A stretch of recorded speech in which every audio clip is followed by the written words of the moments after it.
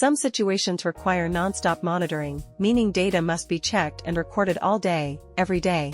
In laboratories, some machines do not automatically save data, so people must write down the readings by hand to keep track of everything correctly. There are also places where measuring temperature is difficult because of signal interference or rules against using electrical signals. In these cases, electronic sensors cannot be used, so other methods are needed to measure temperature accurately. Real-time temperature monitoring already exists, but they do not solve the issue. In the existing solution, a temperature sensor that uses light is handled manually, where we can't log into and not automated. In the existing solution, FBG is one of the accurate readings as a temperature sensor, but not many actual products are sold using this technology. Most of the research is still stuck at Arduino, where we cannot push data to the cloud for logging, do live monitoring and analysis on instant. They are just proving the wavelength shifting is linear to the temperature. So how are we going to break this ice? What we need is an optical-based temperature sensor that can be monitored in real time automatically, complete with user interface by using a simple optical spectrum analyzer. Optical spectrum analyzer, or we call it OSA. OSA is a device used in telecommunications and fiber optics to measure light wavelengths, and it has a communication port. This communication port used to receive commands, send data, and configure devices. So what communication protocol does OSA use? OSA usually used standard query data, standard data format, and standard configure device.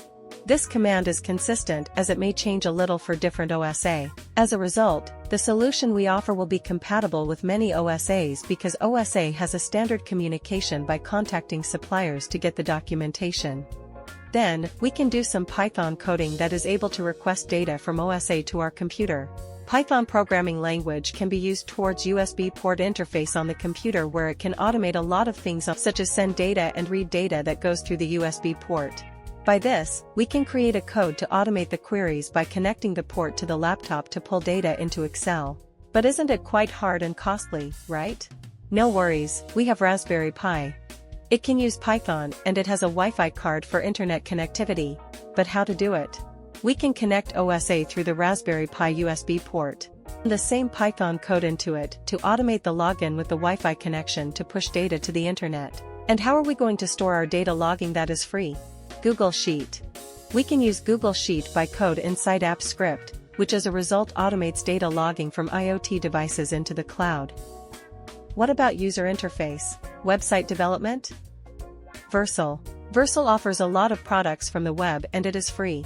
Simple app for our application should not cost any money. AI technology has advanced significantly in recent years, particularly in web programming.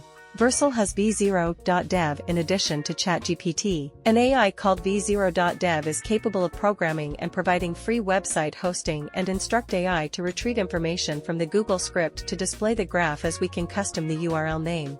Then, HTTP protocols.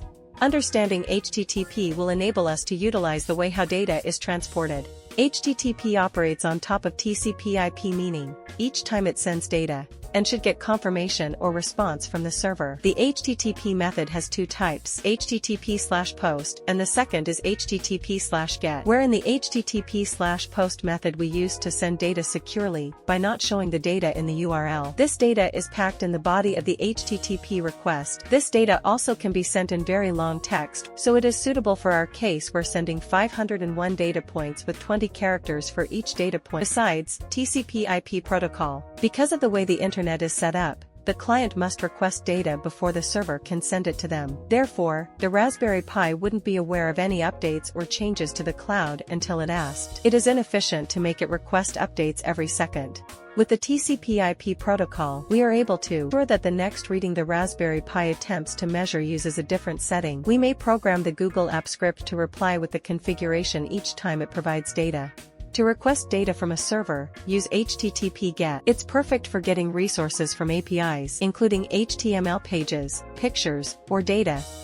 With all of this, we can develop the new temperature sensor in real time. This is the results from our findings. Now the Raspberry Pi is running. It will automatically obtain the data for x-axis, y-axis, send the data to the server, get the chip temperature, and then it will update the data inside the Google Sheet.